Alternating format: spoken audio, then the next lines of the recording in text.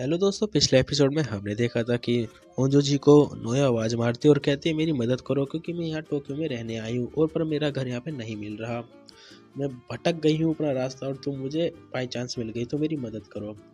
तो भाई वो कारून ओंजो जी उसका एड्रेस का पर्चा देखते तो भाई वो भी देख के चौंक जाते हैं कि वो नोआ की जो बिल्डिंग है वो उसके घर के बगल में ही है बिल्कुल। तभी नोए कहती है तुम कितनी अच्छी बिल्डिंग में रहती हो और मैं कितनी खटारा बिल्डिंग में रहूँगी।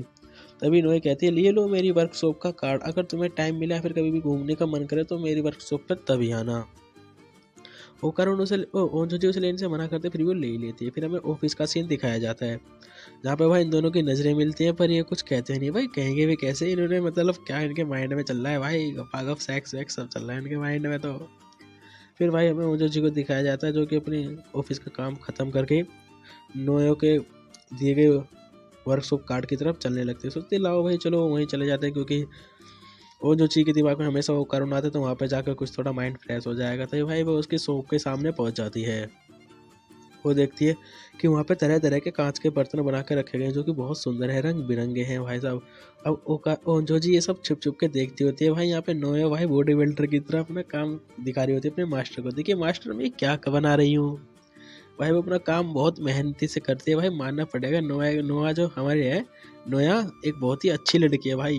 भाई एक बात तो है, अगर आपको इन दोनों में से किसी को चूज करना हो नोया या ओंजो जी तो आप किसको चूज करेंगे भाई कमेंट में जरूर बताना। पर जहाँ तक मैं बताऊँ ना भाई, नोया तो बड़ी बेहतरीन लगती है भाई, सुंदर मस्त एकदम झकास लगती है उसका, क्या समझ जाओ यार।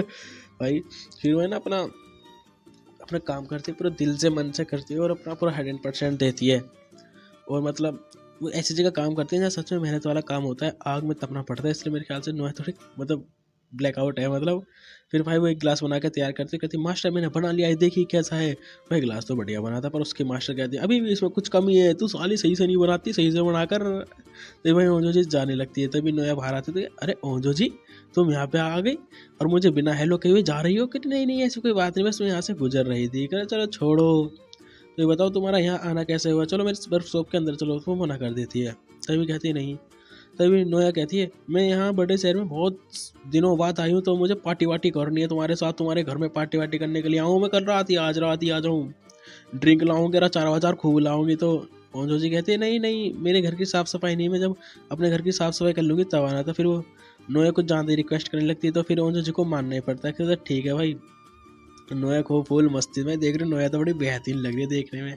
फिर भाई हम शाम का समय देखते हैं मतलब रात का समय। फिर नोया जो रहती है ड्रिंक विंक रेक के मतलब ओंजो जी के घर पहुंच जाती है, वो थोड़ी ड्रिंक विंक मारने लगती है। तो मतलब फिर भाई जो हमारी नोया रहती है, नोया कहती है लो भाई आज ड्रिंक ही ड्रिंक मारेंगे। भाई सच में ना जो नोया रहती है बहुत सारी ड्रिंक ले आई होती है भाई और पहाड़ लगा देती है ड्रिंक का। भाई ओंजो जी देखे अरे यार, पर वही ओंजो जी का दिमाग खराब होता है क्योंकि उसके दिमाग में हमेशा वो कारुणी चलता रहता है। फिर ये दोनों आपस में बातचीत करते रहते हैं। फिर वो ओंजो जी उसके गिलास के बारे में पूछते कि कुछ ज़्यादा ही सुंदर और चमकीला है। तभी नोया बताती है ये मेरे अपने गांव के आंसू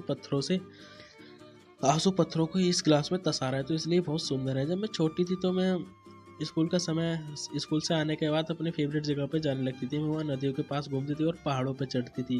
वहाँ पे पहाड़ों के पीछे एक छोटा सा तालाब था जिसमें मैं तैरने के लिए डेली जाया करती थी। वो मेरी फेवरेट जगह थी, मैं वहाँ घंटों बिताया करती थी। तभी ओंजो जी कहती है ऐसी जगह पे तो खूब मज़े आते होंगे। तभी नोआ कहती है हाँ वहाँ पे तरह तरह के जानवर, पत्तों की सरसनाहट और वहाँ पे बगुला जानवर देखने को मिलते थे और वहीं से मैंने ये पत्थर उठा के इस गिलास में तराशे तो इसलिए इतना सुंदर है। तभी नोआ पूछती है अच्छा मेरे सुनने में आया है कि तुम और ओकारुन शादी नहीं कर रहे हो, बस तुम दिखावा कर रहे हो, मतलब पूछती है ये ओंजो जी से। तो ओंजो जी कहती है नहीं नहीं ऐसी कोई बात नहीं, मतलब ओंजो जी उसे कुछ जवाब नहीं देती। तभी वो कहती है मुझे सही से बताओ। तभी भाई ओंजो जी अपने दिमाग में सोचती रहती है मैं क्या बताऊँ इसके, ओंजो ओकारुन को मैं चाहती भी हूँ नहीं भी चाहती हूँ, उसके लिए क्या फीलिंग है कुछ पता नहीं। फिर भाई इसी सोचते सोचते ना जो ओंजो जी रहती है 2-3 ड्रिंक मार लेती है, मतलब एक बार में एक बोतल उठाई। फिर भाई उस बोतल को ख़त्म करने के बाद ये भाई दूसरी बोतल उठाई, दूसरी बोतल भी ख़त्म, मतलब एक बार में 3 बोतल पी जाती है भाई ओंजो जी। भाई ओंजो जी इतनी नशेड़ी गजेड़ी है बहुत ज़्यादा और फिर भी नशा नहीं चढ़ता भाई। फिर फिर है ना जो बता देते कि हम शादी का दिखावा कर रहे हैं पर ओंजो जी के दिमाग में कुछ और ही चल रहा होता है। तभी वो फिर नोया की तरफ देखती है, नोया तो बहुत अच्छी लड़की, जैसी मैं सोची थी वैसी तो नहीं, बहुत अच्छा व्यवहार है, से जोशीली है। तभी भाई जो ओंजो जी रहती है ना, वो फिर पूछ ही लेती है, अच्छा ये बताओ तुम्हारा और उसका रिश्ता क्या है। इतना कह के वो तुरंत चुप हो जाते हैं। तभी वो नीचे शर्मा के गिर जाते हुए, मैं क्या पूछने वाली थी, मतलब मैं क्या समझती हूँ अपने आप को, मतलब किसी की भी जिंदगी, पर्सनल जिंदगी में ऐसे कुछ पूछ सकती हूँ।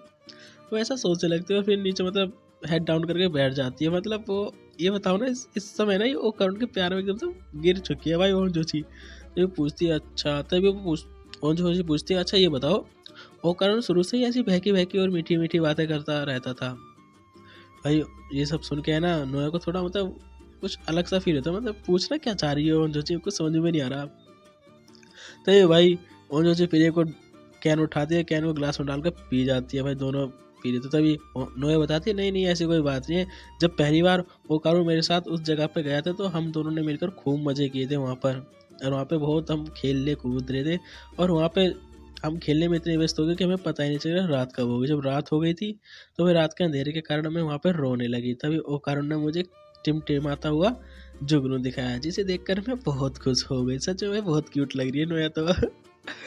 तो कहती है, उस समय ज़्यादा रात हो जाने के कारण हम लोग रास्ता भूल गए थे, पर ओकारुन ने ना, ओकारा ने मुझे रास्ता दिखाया और मेरा हाथ पकड़ के मेरे घर तक चला, मतलब उसे उसके घर तक सेफ छोड़ के आ गया। हाँ, और बता दी हमारे पेरेंट्स ने डांटा बहुत, पर ओकारुन ने मुझे बचा लिया और मैंने ओकारुन को बचा लिया।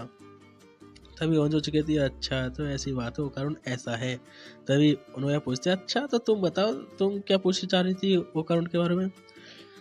तभी कहती है, नोया कहती है, ऐसे कोई बात, नोया कहती है मैं उसे ही बुला लेती हूँ, तुम उससे जो पूछना चाहो पूछ सकती है। तो ये भाई वो ओकारुन को फोन मिलाती है, और जो दीदी के शर्मा जाते मतलब ये सच में ओकारुन को फोन मिलाती है। तो ओकारुन फोन उठाता है, कहते हैं, हाँ मैं नोया बोल रही हूँ ओंजो जी के घर से, और हाँ ओंजो जी तुमसे कुछ सवाल पूछना चाहती है तो जल्दी हाँ आ जाओ। वो कहता है, मुझे एड्रेस नहीं पता तो खुद पता कर लो और जल्दी आओ। इतना कह के फ़ोन काट देती है। भाई नोया रहती है नशे में, और वो कहती है, हाँ हाँ वो आ रहा है, इतना कह के वो नीचे गिर जाती है। भाई सच में दोनों ही नशेड़ी है। और जो चीज़ देख के, अरे ये क्या हो गया भाई, वो कहती है, उठो उठो नोया उठो, ओ कारुन यहाँ आने वाला होगा, तुमने उसे फ़ोन कर दिया। वो उठती नहीं, वो नशे में एकदम सो जाती है।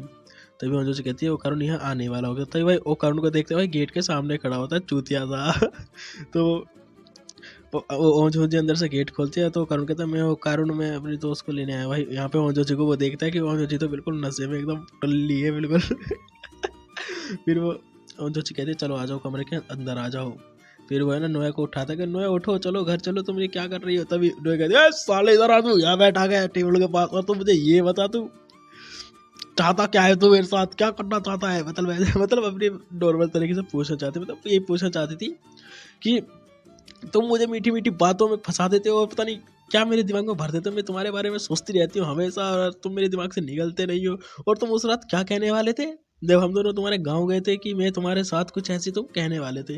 तभी भाई वो करुण को याद नहीं आता। भाई फिर से जो हमारी ओंजो जी रहती है, ओंजो जी फिर से पूछते गुस्से में सही। फिर वो करुण कहते, अच्छा अच्छा वो बात होता है, बस मैं तो ये कहना चाहता था कि मैं तुम्हारे साथ यहाँ के बहुत खुश हूँ, बस इतना कि अच्छा ये बात है। फिर भाई ज़्यादा कुछ नहीं, दोनों शांति बैठे रहते हैं। तभी ओंजो जी पूछती है, मैं आज सारी बात सोचती, मैं आज सारी बात क्लियर कर दूंगी और सब कुछ क्लियर कर देंगे, या यहीं तक का रिश्ता है और हम सब अलग अलग हो जाएंगे, मतलब अलग रास्ता, ये कहती है।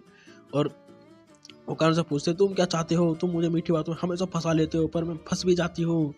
तो ये भाई थोड़ी देर तक वो जो से सुनाती रहती है उल्टा सीधा। पर भाई वो करुण क्या करे, अपने आराम से शांति से बैठकर सुनता रहता है। जब वो कारण वो ओंजो जी को ऐसा, ओंजो जी को ऐसा लगता है कि मैं ज़्यादा बोल गई, तो वो चुप हो जाती है, शांत हो जाती है। तभी भाई यहाँ पे ओकारुन एकदम से बोल देता है, क्या तुम मेरी गर्लफ्रेंड बनोगी, मैं तुम्हें सेट करना चाहता हूँ, तुम्हारे लेना चाहता हूँ, मतलब ऐसे ऐसे कह देता है। तो भाई ये सुन के तो भाई ओजो जी की आंख मतलब चक्कर से आने लगी, इनने ये क्या कह दिया। ओजो जी सोचते, मैं तो आज सारा मैटर खत्म करने आए थे, नहीं तो और मैटर बढ़ा दिया। भाई वो करुण सोचता रहा, मैंने क्या कह दिया। ये तो बड़ा बेकार सिस्टम हो गया। अब बिल्कुल सन्नाटा छा गया, मैं पीछे भी नहीं हट सकता, मैं क्या करूँ। दोनों यही सोच रहे होते हैं। तभी वो करुण सोचता है, अरे कहीं ओजो जी मेरे मेरे हैपट हैपट तो ना भर दे, कि चप्पल अप्पल तो तार के ना भरा दे। भाई दोनों के दिमाग में सन्नाटा छा रहा है, क्या करे। तो फिर दोनों सोचता पीछे भी नहीं हटा जा सकता। तभी ओंजो जी कहती है, मैं शुरू से ही अपने आप में व्यस्त रहती थी, अपने आप में मजे अकेले करती थी, मेरे पास ही बहुत से लड़के बातचीत करने आते थे बचपन में, पर मैं उन्हें इग्नोर करके अपनी पढ़ाई पर ध्यान देती थी। पर मुझे ये नहीं पता था कि एक दिन अचानक मेरे सामने प्यार ऐसे खड़ा हो जाएगा आके कि मुझे उसे एक्सेप्ट ही करना होगा। तभी भाई वो अपने रियलिस्टिक में आती है और चुप ही रहते हैं। तभी भाई वो कारण उनकी हवा टाइट होने लगती है, उनके यार कुछ तो बोलो, ओ जो जी कुछ तो बोलो, मेरी फटी जा रही है, वो कुछ तो बोलो। भाई वो कारण की ऐसी तैसी हालत हो रही थी बहुत तगड़ी। ये नोया आराम से कर्राटे मार रही थी। फिर भाई वो करुण जो रहता है बोर होके फिर वहां से उठने लगता है। भाई वो जो फिर भी चुपचाप बैठी रहती है वहां से। वो अपना वो कारून उठता है और वहां से चलने लगता है और अपने दोस्त नोया जो रहती है मतलब बचपन की दोस्त उसे ले जाने लगता है। भाई मतलब देख रहे हो मतलब नोया। भाई मतलब इतनी बड़ी बात कह दी मुझे को कुछ समझ में नहीं आया। फिर नोया वो करुण तो नोया को लेकर चला जाता है। फिर यहाँ पे बेहोश हो जाती है और जो जी मतलब नशे में थी। और यहाँ पे वो करुण को दिखाया जाता है वो भी अपने दोस्त को लेकर घर जा रहा होता है। वो भी सोचता है मैंने क्या कह दिया यार, क्या